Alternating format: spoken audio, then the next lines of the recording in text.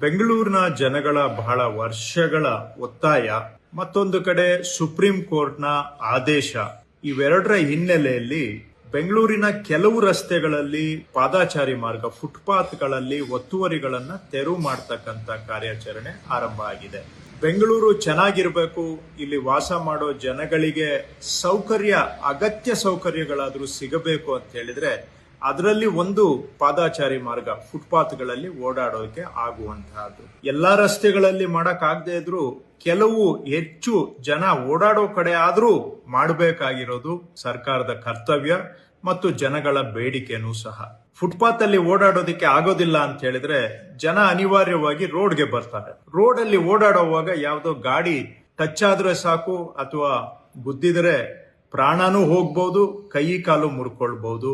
ಈ ತರಹ ಪ್ರತಿ ವರ್ಷ ಸುಮಾರು 300 ಜನ ಓಡಾಡೋರು ಫುಟ್ಪಾತ್ ಅಲ್ಲಿ ಓಡಾಡೋಕೆ ಆಗದೆ ರಸ್ತೆಗೆ ಬಂದು ಓಡಾಡುವಂತ ಜನ, ಪೆಡೆಸ್ಟ್ರಿಯನ್ಸ್ 300 ಜನ ಪ್ರಾಣ ಕಳ್ಕೊಳ್ತಾ ಇದ್ದಾರೆ ಆಕ್ಸಿಡೆಂಟ್ಗಳಲ್ಲಿ. ಸಾವಿರಾರು ಜನ ಕೈ ಕಾಲು ಕಳ್ಕೊಳ್ತಾ ಇದ್ದಾರೆ. ಇನ್ನ ಕೆಲವರು ಜೀವನ ಪರ್ಯಂತ ಹಾಸಿಗೆ ಹಿಡಿಯುವಂತ ಆಕ್ಸಿಡೆಂಟ್ಗಳನ್ನು ಅನುಭವಿಸ್ತಾ ಇದ್ದಾರೆ. ಕೆಲವರು ತಲೆಗೆ ಪೆಟ್ಟಾದ್ರೆ ಅವರು ಕೋಮಾ ಪರಿಸ್ಥಿತಿಗೆ ಹೋಗಿ ಕೆಲವರೆಲ್ಲ ಜೀವನ ಎಲ್ಲ ಕೋಮಾ ಪರಿಸ್ಥಿತಿಯಲ್ಲಿ ಕಳೆಯುವಂತದ್ದಾಗಿದೆ. ಹೀಗೆ ಸಾವಿರಾರು ಜನ ಕಷ್ಟ ಅನುಭವಿಸ್ತಾ ಇದ್ದಾರೆ, ಪ್ರಾಣನೂ ಕಳ್ಕೊಳ್ತಾ ಇದ್ದಾರೆ ಕೆಲವರು. ಇವೆಲ್ಲ ದೃಷ್ಟಿಯಿಂದ ನಮ್ಮ ಬೆಂಗಳೂರು ಚೆನ್ನಾಗಿ ಆಗ್ಬೇಕಾದ್ರೆ ಕನಿಷ್ಠ ಕೆಲವು ರಸ್ತೆಗಳಾದ್ರೂ ಜನ ಓಡಾಡೋದಕ್ಕೆ ಸುರಕ್ಷಿತವಾಗಿ ಇರಬೇಕು ಅನ್ನೋದು ಎಲ್ಲಾ ಬೆಂಗಳೂರಿನ ನಾಗರಿಕರ ಬಯಕೆ. ಇದನ್ನ ನಾವು ಸರ್ಕಾರ ಈಡೇರಿಸಬೇಕಾಗಿರೋದು ನಮ್ಮ ಕರ್ತವ್ಯ. ಈ ಪ್ರಯತ್ನ ಯಶಸ್ಸಾಗಬೇಕಾದ್ರೆ ಸಾರ್ವಜನಿಕರ ಸಹಕಾರ ಇದ್ರೆ ಮಾತ್ರ ಸಾಧ್ಯ.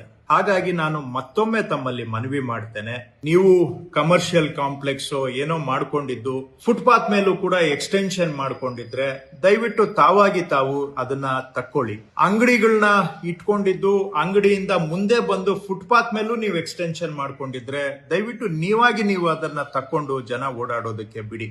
ಅಥವಾ ಫುಟ್ಪಾತ್ ಅಲ್ಲಿ ನೀವು ವ್ಯಾಪಾರ ಮಾಡ್ತಾ ಇದ್ರೆ ಮೇನ್ ರೋಡ್ಗಳು ಬಿಟ್ಟು ಬೇರೆ ರೋಡ್ಗೆ ಸ್ಥಳಾಂತರ ಮಾಡಿ ನೀವು ಅಲ್ಲಿ ವ್ಯಾಪಾರ ಮಾಡ್ಕೊಂಡು ಜೀವನ ಮಾಡಿ. ನಾವು ಯಾರ ಜೀವನಕ್ಕೂ ಕೂಡ ತೊಂದರೆ ಮಾಡುವ ಉದ್ದೇಶ ಇಲ್ಲ.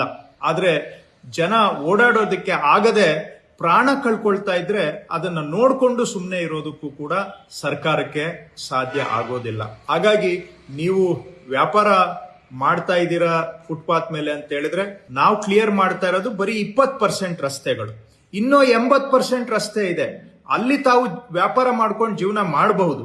ಎಲ್ಲಿ ಜನ ಹೆಚ್ಚಿನ ಸಂಖ್ಯೆಯಲ್ಲಿ ಓಡಾಡ್ತಾರೆ ಅಲ್ಲೇ ನೀವು ಅಡ್ಡ ಮಾಡಬೇಕು ಅಂತ ಹೇಳಿದ್ರೆ ಇದು ಸಾರ್ವಜನಿಕರ ಮೂಲಭೂತ ಹಕ್ಕು ಅಂತ ಸುಪ್ರೀಂ ಕೋರ್ಟ್ ಹೇಳಿದೆ, ಫಂಡಮೆಂಟಲ್ ರೈಟ್ ಅಂತ.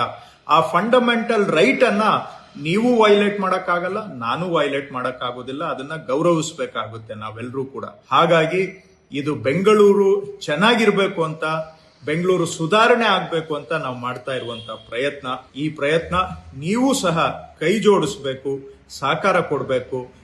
ನಾವು ಕೂಡಿ ಪ್ರಯತ್ನ ಮಾಡಿದ್ರೆ ಮಾತ್ರ ಬೆಂಗಳೂರಿನ ಸುಧಾರಣೆ ಸಾಧ್ಯ. ಧನ್ಯವಾದ.